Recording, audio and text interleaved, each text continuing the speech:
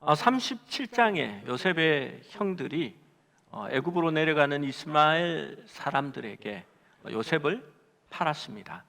바로의 신이 대장 애굽 사람 보디발이 이 요셉을 사게 됩니다.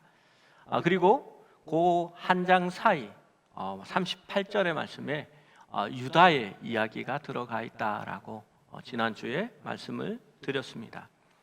여러분, 요셉이 팔렸을 때 요셉의 나이는 10대였고 그는 이제 노예가 되었습니다. 애굽의 언어와 문화도 이해하지 못했습니다. 이제 자유도 결혼도 또 가족도 다시 만날 가능성이 없습니다. 본문을 보면 하나님께서 그와 함께 하셨다라고 기록하지만 여러분, 사실 요셉은 무언가 하나님을 직접적으로 경험하거나 체험한 내용이 성경에 없습니다. 아브라함은 환상 중에 하나님을 만나고 또 천사가 찾아와서 그 하나님을 보고 약속을 받습니다. 야곱에게도 마찬가지입니다. 야곱은 실제로 베델에서 하나님을 보았고 또 그것으로 인해 큰 은혜를 누리게 됩니다. 그러나 요셉과는 하나님이 늘 함께 하셨으나 요셉은 실제로 그 하나님의 존재를 눈으로 본 것은 아닙니다. 요셉은 애굽의 언어와 문화를 배우고 또 성실함으로 인정을 받았고 20대 후반이 되어서야 그 가정의 총무가 되고 또 하나님께서 요셉을 위하여 보디발의 집에 복을 내리셨습니다. 주인은 하나님께서 요셉과 함께함을 보고 그 모든 소유를 요셉의 손에 위탁하고 자기가 먹는 음식 외에는 간섭하지 아니하였다라고 말합니다. 그리고 요셉에 대하여 이렇게 적습니다. 요셉은 용모가 빼어나고 아름다웠더라라고 기록합니다. 여러분, 이 말씀을 어디서 보았습니까? 라헬을 묘사할 때에 이 말이 적혀져 있습니다. 그 묘사는 실제로 성적인 어떤 매력을 말하는 것이다라고 제가 그때 히브리어를 들어서 그것을 설명드렸습니다. 확실히 요셉은 어머니 라헬을 닮은 모양입니다. 그리고 이때 유혹이 시작됩니다. 7절 말씀에 그 후에 그의 주인의 아내가 요셉에게 눈짓하다가 동침하기를 청하니라고 말합니다. 이렇게 잘 그려지지가 않습니다. 어떤 눈으로 눈짓을 해야 이렇게 하는 건지 잘 모릅니다. 요셉은 거절합니다. 그리고 10절 말씀에 다시 말합니다. 여인이 날마다 요셉에게 청하였으나 요셉이 듣지 아니하여 동침하지 아니할 뿐더러 함께 있지도 아니하니라. 날마다 그렇게 했다라고 기록합니다. 12절 말씀에 다시 나타납니다. 그 여인이 그의 옷을 잡고 이르되 나와 동침하자. 이제 완료까지 동원합니다. 그러나 요셉이 자기의 옷을 그 여인의 손에 버려두고 밖으로 나갔다라고 기록합니다. 오늘 말씀에 실제 말씀이 주는 의미는 하나님이 함께 하심으로 요셉의 삶을 하나님이 어떻게 인도해 가시고 또 하나님께서 그 요셉을 통하여 이루고자 하는 놀라운 큰 그림의 작은 부분을 말씀하는 것입니다.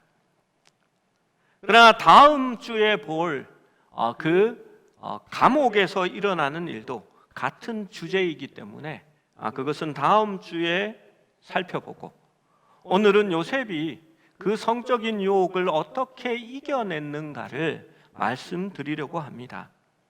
그러나 제가 늘 강조하는 것처럼 성경은 위인전이 아닙니다. 그가 월등히 우월한 사람이어서 그 시험을 이겼다라고 저는 말하고 싶지 않습니다.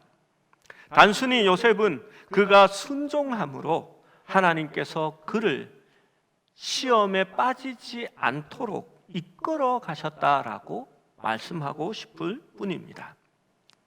요셉이 유혹을 이길 수 있었던 것은 첫째로 요셉은 남편과 아내의 도리를 알고 있었다라는 겁니다.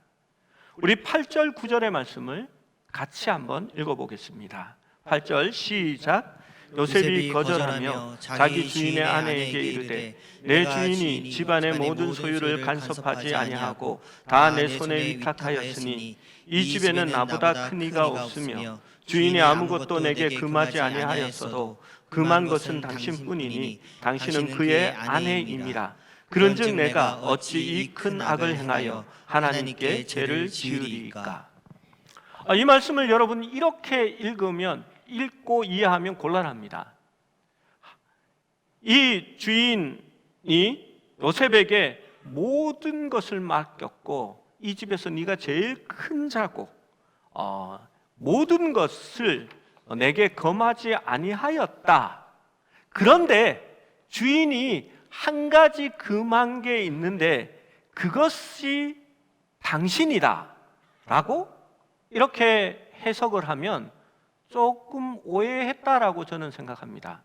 이 말은 이런 말입니다. 주인이 요셉에게 불러다가 네 마음대로 해도 좋다. 이 집에서 네가 하지 못하는 일은 없으니까 네 마음대로 해봐라 라고 해놓고 돌아서려고 하다가 갑자기 조금 찜찜해서 그런데 요셉아, 내가 꼭 너한테 경고 하나를 하는데 내 아내는 털끝도 건드리지 마라.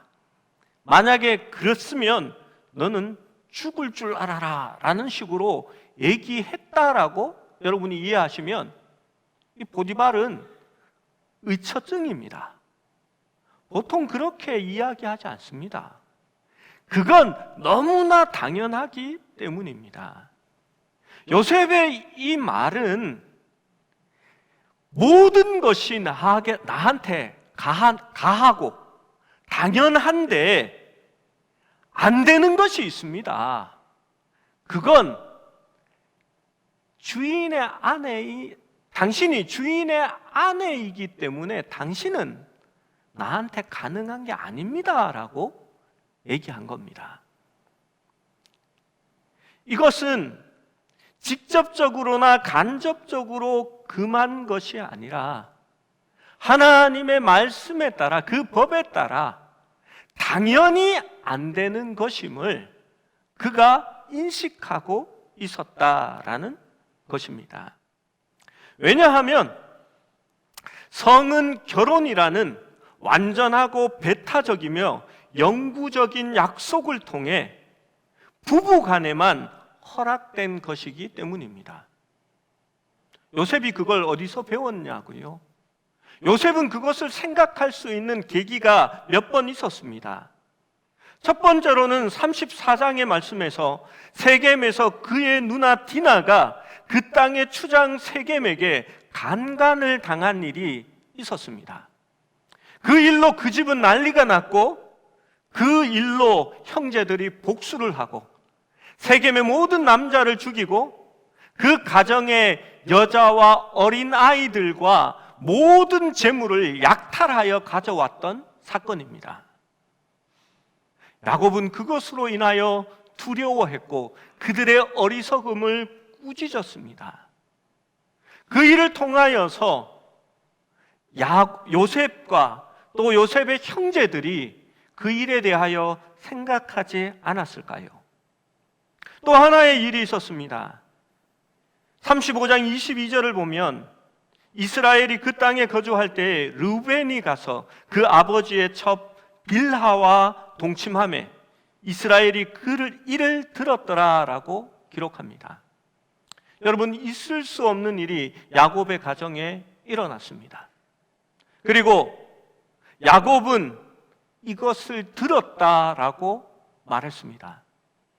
아버지 야곱의 마음이 참담했을 것입니다. 성경에 있지는 않지만 우리가 한번 생각해 볼 것이 있습니다. 누가 야곱에게 일렀을까요? 직접적으로 나오지 않았지만 나중에 그러한 일을 자주 했다라고 적힌 사람이 있습니다. 누굴까요? 요셉입니다. 그는 형들의 잘못을 아버지에게 이르기를 좋아했습니다. 여러분, 범인이 꼭 요셉이라고 말하는 건 아닙니다. 그럴 가능성이 있었다라고 말하는 겁니다. 여러분, 요셉이 아버지의 분노를 몰랐을까요? 그것으로 통하여 그의 가정이 얼마나 아팠는지 그는 충분히 알 수 있는 직접적이고 간접적인 기회가 있었습니다. C.S. 루이스가 누구냐 하면 종교 변증학자입니다. 나디냐 연대기를 지은 작가입니다. 이 C.S. 루이스가 결혼의 언약 밖에서 성적 관계를 갖는 것은 약속 없이 쾌락을 취하는 행위다라고 이야기합니다. 그는 이것을 비유로 이렇게 말합니다. 음식을 맛보고 싶어서 그것을 입에 넣어 삼키고는 다시 토해내는 사람과 같다라고 말합니다. 왜냐하면 음식을 맛보고 싶지만 그 음식이 내 몸에 자신의 일부가 되는 것을 원하지 않는 사람들, 음식의 맛에 즐거움을 원하지만 어떤 책임도 지고 싶지 않은 사람들과 같다라고 말합니다. 왜냐하면 결혼이라는 것은 하나님의 언약 안에 묶인 겁니다. 육체는 하나가 되어서 그 육체가 하나가 된다는 것은 하나님의 거룩한 언약을 다시 한번 확인하는 것입니다. 아내와 남편을 사랑하고 서로에게 내게 주신 그 하나님의 책임을 지고 끝까지 섬김과 연합으로 살아가겠다라는 것을 다시 확인하는 겁니다. 그런데 그 언약 밖에서 일어나는 이러한 일들은 그 책임 없이 쾌락을 원하는 것이 되는 것입니다. 여러분, 성을 가정 안에서 섬김과 연합의 수단으로 삼은 것이 아니라 그 자체를 목적으로 삼아 정욕으로 헛되이 바꾼 것이 되는 것입니다. 여러분, 야곱이 보디발의 아내에게 당신은 나에게 금해진 사람입니다. 왜냐하면 주인의 아내가 되기 때문입니다 라고 말한 것은 그가 분명하게 하나님이 주신 그 원리 안에 머물러 있기 때문이고 그 말씀으로 통하여 야곱이 유혹을 이길 수 있었다라는 겁니다. 여러분, 그것을 알고 있어야 합니다. 두 번째로 요셉이 유혹을 제가 아까 야곱이라고 그랬죠. 요셉입니다. 제가 보니까 원고에도 야곱으로 적어놨습니다. 용서하시고 다시 수정해서 머릿속에 넣으시면 좋겠습니다. 두 번째로 요셉이 유혹을 이길 수 있었던 것은 하나님을 경외하고 그와 관련해서 그 죄를 판단했기 때문입니다. 9절 하반절 말씀에 이렇게 적혀져 있습니다.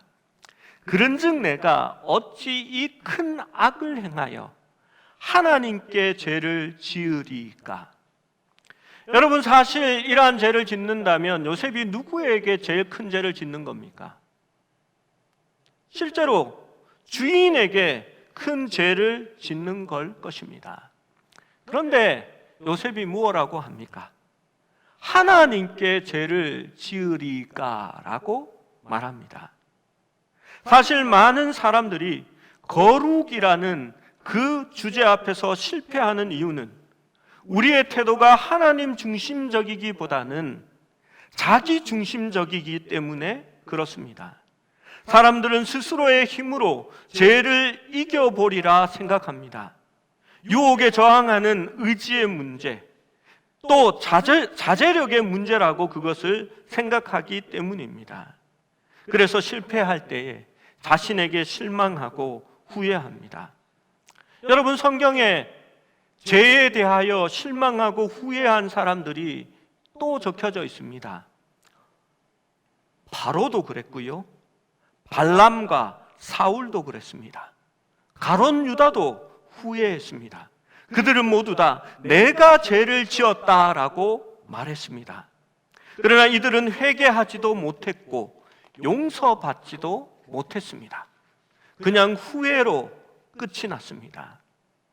여러분, 죄는 나의 문제가 아니라 하나님과의 관계의 문제입니다.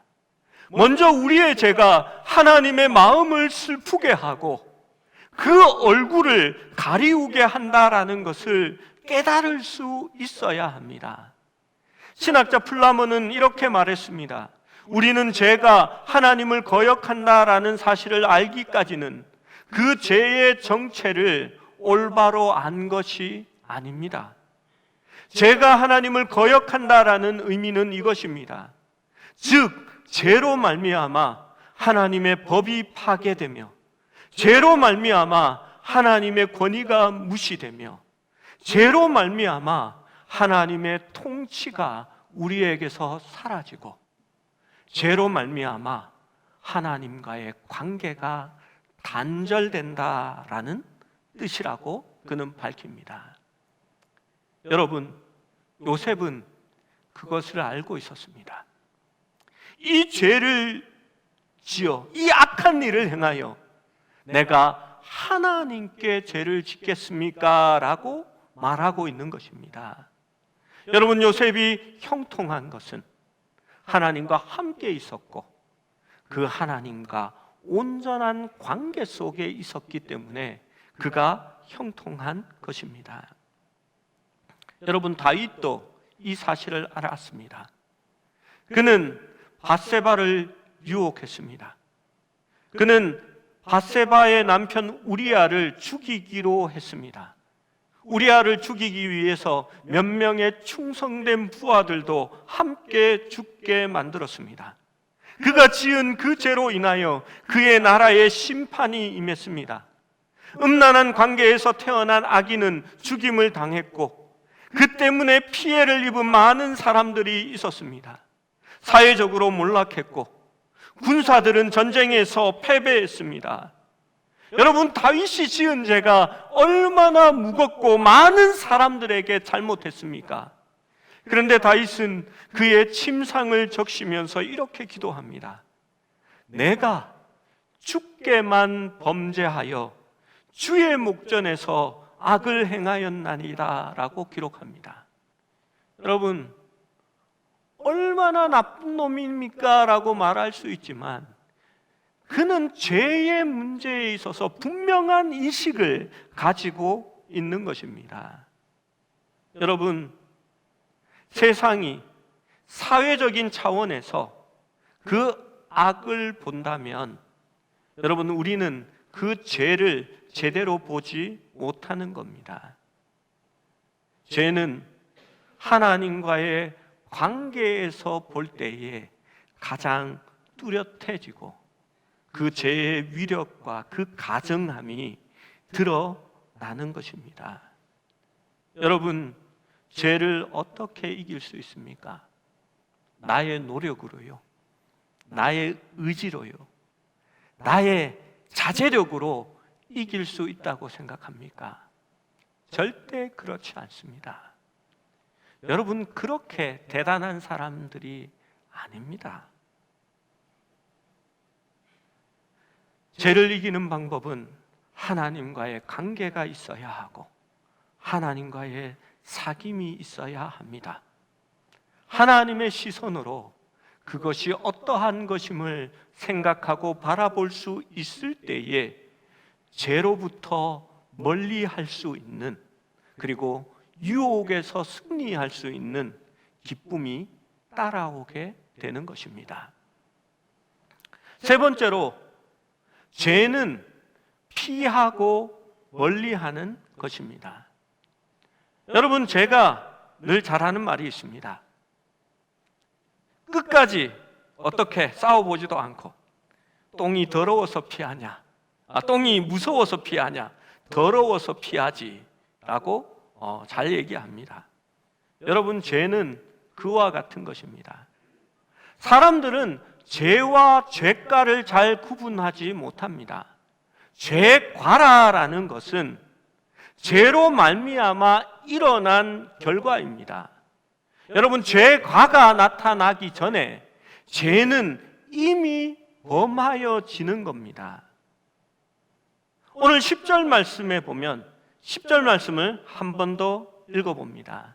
시작. 여인이 날마다 요셉에게 청하였으나 요셉이 듣지 아니하며 동침하지 아니할 뿐더러 함께 있지도 아니하니라. 여러분, 요셉이 지혜로운 건 마지막에 함께 있지도 아니하니라라는 그 말입니다. 성경적인 의미의 죄는 죄의 결과가 드러나기 전에 있는 그 죄에 초점을 맞추는 겁니다. 그 죄는 이미 우리의 마음 가운데 자리 잡고 있을 때가 많이 있습니다. 왜냐하면 우리는 그 죄에 대한 본성을 가지고 태어나기 때문입니다. 여러분, 다윗을 보십시오. 다윗은 옥상에서 목욕하는 여인을 보게 되었습니다. 여러분, 거기까지는 죄가 아닙니다. 우연히 본 것을 어떡합니까? 그런데 다윗이 죄를 짓게 되는 것은 그 장면을 묵상하고 그 마음의 음욕을 품으면서 다른 죄를, 그 여인을 자기가 품으려고 계획을 했다는 것입니다. 여러분, 성경이 무엇라고 이야기합니까? 예수님은 이렇게 말씀하셨습니다. 나는 너희에게 이르노니 음욕을 품고 여자를 보는 자마다 마음에 이미 간음하였느니라 라고 말합니다. 여러분, 이건 구약이 다르고 신약이 달라서 그런 게 아니라 원래부터 그런 겁니다. 루터는 이렇게 말합니다. 새가 머리 위로 지나가는 것은 어떻게 할 수 없으나 머리에 둥지를 틀지 못하게는 할 수 있다라고 말합니다. 여러분, 어떻게 그렇게 할 수 있습니까? 요셉이 그렇게 했던 것처럼 함께 있지도 않으려고 피해야 하는 겁니다. 원래 아내와 제가 이렇게 한라산 백록담에 올라간 일이 있습니다. 올라갔다가 내려오는데요, 거기에 외국인들이 산행을 하러 참 많이 올라오더라고요. 그런데 이렇게 서양 아가씨 한 명이 올라오면서 너무 힘들고 더우니까 상의를 탈의하고 우리나라에서는 좀처럼 입지 않는 그 비키니 수영복 같은 거 하나만 위에 입고 산을 이렇게 올라왔습니다. 이렇게 제가 이렇게 아내가 있어서 자세히 보지는 못하고 보니까 한 반쯤이 이렇게 드러난 것 같아요. 아내가 그 서양 여자가 지나가고 나서 아내가 제게 물었습니다. 봤지? 제가 얘기했습니다. 봤지만 눈동자는 따라가지 않았어. 여러분, 보이는 건 어떡하겠습니까? 그런데 정말 말하지만 제 눈동자는 따라가지 않았습니다. 여러분, 피하는 게 때로는 상책입니다.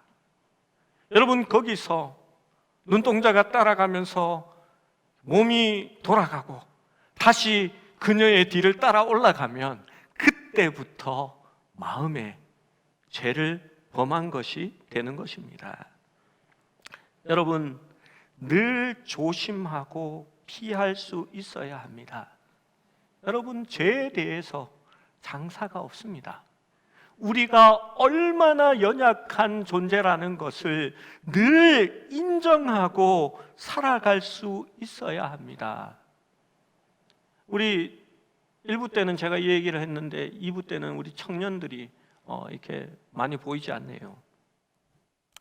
청년들은 늦은 시간에 어두운 골목길에서 차 안에 함께 있지 마십시오. 여러분, 둘이 밀폐된 어두운 공간에서 오래 머물지 마십시오. 결혼 안 한 사람들. 왜냐하면 우리가 죄에 대해서 지극히 연약한 존재라는 것을 알고 있어야 하기 때문입니다. 여러분, 사귈 때도 그런데요. 여러분, 진짜 남의 여자와 남의 남편과 그러고 있으면 진짜 문제가 되는 겁니다. 요셉은 함께 있지도 아니하니라라고 말씀하고 있는 것입니다. 여러분, 참으로 죄송한 말씀이지만 용서하고 들으시면 좋겠습니다. 그리고 조금 본문에서 제가 비켜 나가서 몇 가지를 얘기 드리려고 합니다. 사실 제가 우리 상일로 교회의 목사이지만 저는 이 교회 건물이 하나에서 10가지는 아니고 하나에서 7가지는 마음에 들지 않습니다. 단열이 제대로 되어 있지 않아서 외벽이 유리로 되어 있는 반면에 겨울에 걸핏하면 수도가 터지고 소화관이 터집니다. 저는 저 엘리베이터의 위치도 이렇게 마음에 들지 않습니다. 예배당 안에 엘리베이터가 서잖아요. 그런데 이게 문제가요. 이렇게 엘리베이터가 이렇게 열리면서 띵 4층입니다 하는 소리를 없앴어요. 왜냐하면 예배 드리고 있는데 띵, 제가 처음에 교회 왔을 때 띵 하더니 4층입니다 이러더니 사람들이 막 내리는 거예요. 예배 중인데 그냥 조용하게 가서 딱 앉으면 되는데 왔어? 아이고 반갑대. 제가 설교를 하다가 어디까지 설교를 했지? 잊어버렸습니다. 여러분, 교회는요 새가족실이 본문의 본당 입구 앞에 있어야 됩니다. 그래야 성도들이 새로 오면 잠깐만 새가족실에 여기 계세요? 붙들어 놓고 성도들이랑 빨리 인사하고 가서 새가족들을 만나지요. 저희는 새가족실을 둘 공간이 없어가지고요 4층에 새가족실이 있습니다. 새로운 성도들에게 먼저 새가족실에 가서 계세요 이러면 거기 내려가기가 쉽겠습니까? 좀 안타깝습니다. 여러분, 저는 우리 음량에 대해서도 이제 좀 많이 바꿨습니다. 우리 찬양하는 우리 이 싱어들이 귀에 이어폰을 꽂고 있죠. 이게 모니터입니다. 내 목소리가 어느 정도 들리는지 그것만 다른 반주와 함께 여기 꽂아서 듣는 겁니다. 키보드를 치는 우리 사모님도 귀에다 그것을 꽂고 이렇게 반주를 합니다. 그래서 내 목소리가 내가 치는 악기가 어느 정도인지를 파악하는 겁니다. 제가 어떤 날은 막 이렇게 설교를 막 소리를 지르면서 음성을 막 높이죠. 왜 그러냐 하면 여러분이 듣는 스피커는 이거고요. 제가 듣는 스피커는 이 모니터 스피커입니다. 여러분은 잘 들리는데 모니터의 볼륨이 낮으면 막 계속 안 들리는 걸로 생각하고 소리를 지르게 돼 있는 겁니다. 근데 여러분이 한 가지 요즘 좀 말들이 있어서 제가 서로 양해를 구할 게 있습니다. 우리 교회에서 모니터가 안 되는 악기가 하나 있습니다. 파이프 오르간입니다. 파이프 오르간은 반주자 입장에서, 연주자의 입장에서 들으면 그 소리가 정말 작게 들립니다. 그런데 이게 오르간이 파이프를 통해서 이렇게 공명이 돼서 울릴 때는요, 듣는 사람 입장에서는 소리가 엄청나게 증폭돼 가지고 엄청나게 크게 들리는 겁니다. 그러니까 여러분이 자꾸 너무 크다 하는데 그 이유가 그럴 수밖에 없는 구조적인 문제가 있기 때문입니다. 여러분도 이해를 하시고 우리 반주자도 내가 치면서 내가 듣는 소리보다 3배는 더 크다라는 걸 이해하시고 이렇게 연주를 하셔야 됩니다. 그런데 실제로 이게 그만큼 줄이면 자기는 자기가 치는 소리를 들을 수가 없습니다. 그래서 이게 문제가 있습니다. 모든 소리는 방송실에서 이렇게 조절이 가능합니다.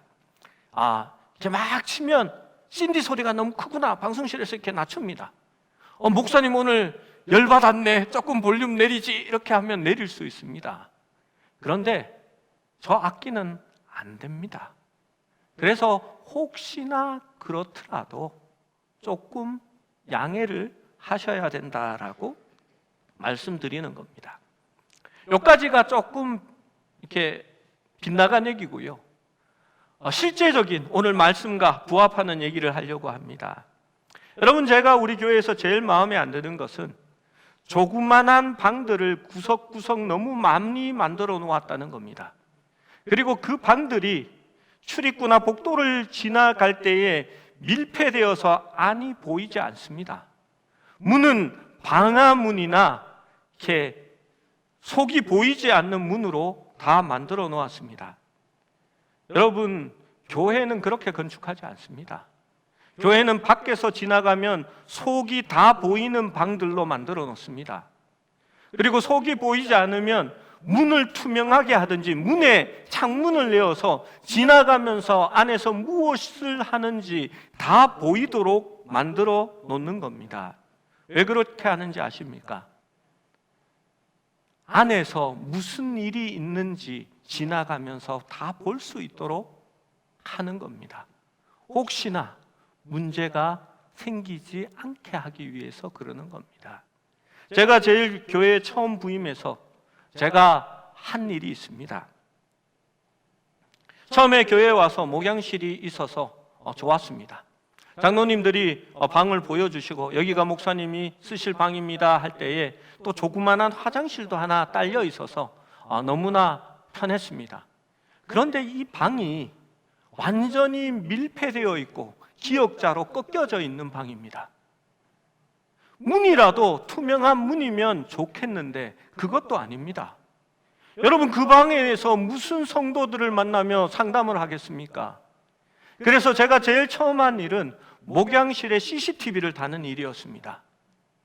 그리고 재정부 위에도 CCTV를 다는 김에 하나 더 달았습니다. 제 일거수일투족이 CCTV에 계속해서 녹음되는 겁니다. 그런데 제가 그것을 했습니다. 재정부는 왜 달았을까요? 우리 재정부가 헌금을 삥땅 치는 것 같아서 달았을까요? 아닙니다. 쓸데없는 오해들이 늘 교회 안에 있기 때문입니다. 본인이 착각하고 헌금 봉투 안에 헌금을 넣지 않고 빈 봉투를 넣었는데 나중에 얘기합니다. 제가 분명히 11조 했는데 명단에 올라가지 않았다라고 얘기합니다. 그러면 차라리 CCTV를 통해서 확인해 보는 게 더 낫습니다. 괜히 그것으로 인해서 시험 들고 상처받는 것이 옳지 않습니다. 여러분, 목사가 편하게 성도들을 상담하는 장소가 있어야 합니다. 그런데 목양실이 그러한 장소가 되지 못하는 겁니다. 그래서 그냥 CCTV 하나 달아놓은 겁니다. 그래서 무슨 일을 하고 있는지 나중에 의심이 나면 되돌려 보면 되는 겁니다.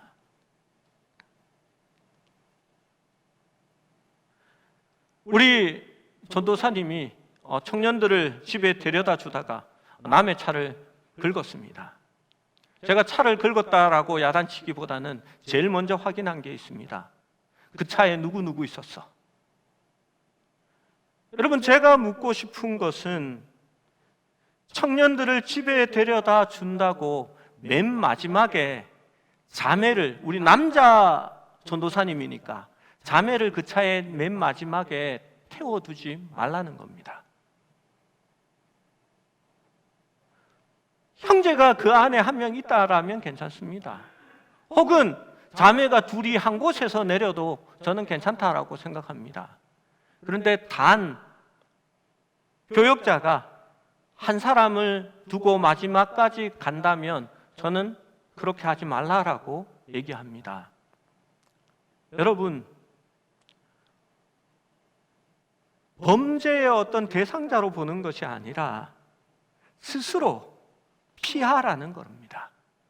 그러한 상황 속에 자신을 몰아넣지 말라고 얘기하는 겁니다. 여러분, 그것이 지혜롭습니다. 저희 교회는 여자 전도사님이 없습니다. 그래서 신방을 가면 우리 부목사님이나 제가 아내와 함께 신방을 갈 때가 있습니다. 급하면 권사님 중에 한 명 전화를 해서 같이 갑니다.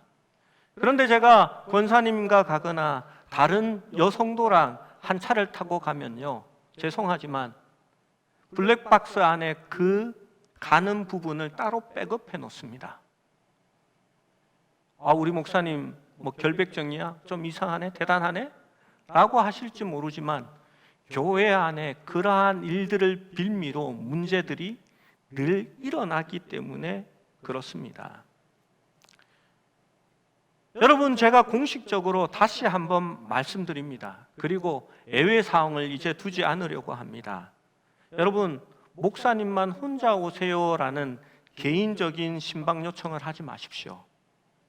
반드시 아내와 동행하든지 장로님 중 한 분을 모시고 가든지 아니면 부목사님을 함께 동행하여 신방할 겁니다. 그리고 또 하나 부탁이 있습니다. 여전도사님이 없어서 우리 교회는 교역자들의 전화번호를 성도들이 다 알고 있습니다. 그래서 성도들이 자주 전화를 합니다.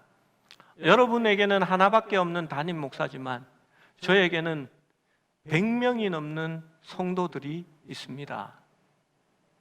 여러분의 친근한 전화 한 통화가 저에게는 엄청난 일이 됩니다.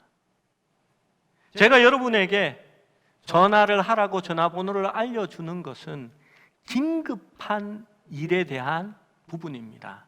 갑자기 장례가 나든지 아니면 뭐 병원에 이제 입원하게 되는데 기도를 부탁해야 된다든지 그러한 일들 때문에 전화하라고 이렇게 알려드린 겁니다.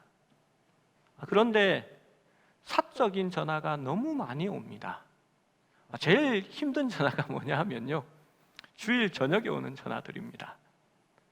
저는 설교 준비를 제때 하지 못하고 좀 토요일 날 밤을 새워서 설교 준비를 할 때가 많습니다. 그리고 주일 저녁이 되면요, 비몽사몽간을 헤매고 있습니다. 저녁을 먹지 않고 자려고 하면 아내가 빨리 저녁 먹고 자라고 해서 깨우고, 소파에 앉아서 배 좀 끄트리고 잔다고 이렇게 누워 있다가 앉은 채로 잠이 들 때가 많이 있습니다. 그런데 꼭 전화 선호통이 옵니다. 긴급한 전화라고, 그럴지도 모른다라고 해서 받으면 여러분, 대개는 이런 내용들입니다. 목사님, 오늘 말씀에 너무 은혜 받았어요. 옆에 있는 사람도 울었어요. 너무 감사한데 그 얘기는 예배 마치고 나갈 때 하셔도 됩니다. 제가 이번 주는 휴가 기간입니다. 그런데 휴가를 가면 꼭 성도들이 평상시보다 더 많이 전화하십니다. 여러분, 무슨 전화인지 아십니까? 목사님, 휴가 잘 보내시고 있는지 궁금해서 휴가 잘 보내시라고 전화드렸어요 라고 얘기합니다. 여러분, 뭐 전화 한 통 받는 거지만요, 실제는 이렇습니다. 수영복 하나 입고 계곡물에 들어가서 애들이랑 막 놀고 있는데 아내가 전화기를 들고 쫓아옵니다. 당신 교회에서 전화 왔어. 혹시 이 어르신이 아픈 게 아닌가? 혹시 돌아가신다고 하는 게 아닌가 하고 전화를 받으면요, 목사님 휴가 재밌게 잘 보내고 계시지요? 여러분, 저는 이해할 수 있습니다. 아내도 이해합니다. 그런데 저희 집 아이들은요, 진짜 싫어합니다. 아빠 집에 와서 교회 이야기, 교회 전화하지 마. 아빠는 교회가 전부야? 라는 이야기를 합니다. 여러분, 돌아가실 때만 전화하십시오. 평상시에 업무 시간 때 전화하시고요, 이렇게 저녁 시간에 이렇게 전화를 조금은 삼가해 주셨으면, 근데 진짜 급한 일은 전화하셔야 됩니다. 그렇게 해주시기를 부탁드립니다. 여러분, 죄의 가능성을 피하셔야 합니다. 여러분, 그래도 목사가 되었을 때는 그래도 날마다 억지로라도 성경 몇 장을 봅니다. 설교 준비합니다. 큐티 나눌 것들 날마다 묵상합니다. 그리고 주일 설교 수요일 준비를 하니까 싫더라도 말씀을 봐야 하는 사람들입니다. 그러한 사람들이 조심하기 위해서 CCTV를 달고 차에 성도 한 명 태우는 것도 조심하고, 함께 일하는 동력자들에게 마지막에 자매를 태워서 움직이지 말라라고 강조할 정도라면 여러분도 죄의 유혹에 대하여 스스로 피할 수 있어야 하는 겁니다. 여러분, 성도끼리 아무리 친하다고 해서 남의 남편과 아내가 둘이서 카페에서 따로 만난다든지, 아니면 아무도 교회 안에 사람이 없을 때에 한 부서실에 함께 머물러 있는 것을 저는 권하지 않습니다. 여러분, 혹시 몰라서 그렇습니다. 우리는 죄에 연약한 사람들입니다. 죄의 본성이 우리 속에 남아 있습니다. 여러분, 다윗도 그러했습니다. 여러분, 그래서 죄에 대하여 이길 수 있는 방법은 피하는 겁니다. 제가 어떤 집회에 갔더니 귀신에 대해서 이틀 동안 설명하고요, 그 귀신을 이기는 영적 전투에 대해서 막 얘기를 합니다.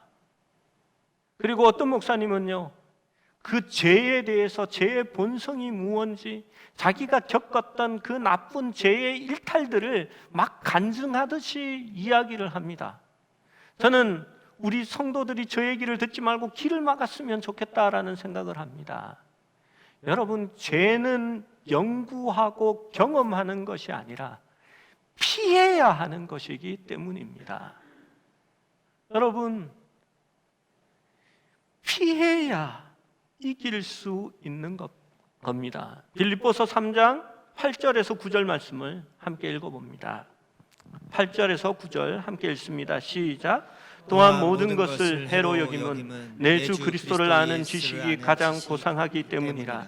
내가 그를 위하여 모든 것을 잃어버리고 배설물로 여김은 그리스도를 얻고 그 안에서 발견되려 함이니, 내가 가진 의는 율법에서 난 것이 아니요 오직 그리스도를 믿음으로 말미암은 것이니 곧 믿음으로 하나님께서부터 난 의라. 여러분, 그렇습니다. 바울은 그리스도를 아는 지식이 가장 고상하기에 내가 그를 위하여 모든 것을 잃어버리고 배설물로 여겼다라고 말합니다. 여러분, 배설물로 여겼다라는 말은 더러워서 피하는 것으로 여긴 것입니다. 거기에 대하여 묵상하거나 돌아보지 않습니다. 그냥 단번에 물을 내려버리는 것입니다. 여러분, 죄는 알거나 묵상할 것이 아니고 버려야 하고 피해야 할 것입니다. 그래야 물들지 않고 이길 수 있습니다. 죄와의 싸움은 의지나 자제력으로 하는 것이 아닙니다. 우리가 유혹받을 때 우리는 유혹하는 것들로부터 눈을 돌려 성령님께로, 하나님께로 우리의 눈길을 향해야 합니다. 그리고 죄로부터 떠나 하나님께로 더 가까이 갈 수 있어야 합니다. 하나님과 더 가까이 관계하고 하나님께 순종하면 그 죄를 피하는 것으로 말미암아 지금 당장은 고난받고 손해볼 수 있을지라도 결국은 하나님이 요셉에게 복 주셨던 것처럼, 그를 인도하셨던 것처럼 하나님께서도 우리를 선한 길로, 의의 길로 인도해 주실 줄 믿습니다. 꼭 유혹에서 승리하는 삶을 살아가시는 여러분이 되시기를 축원합니다.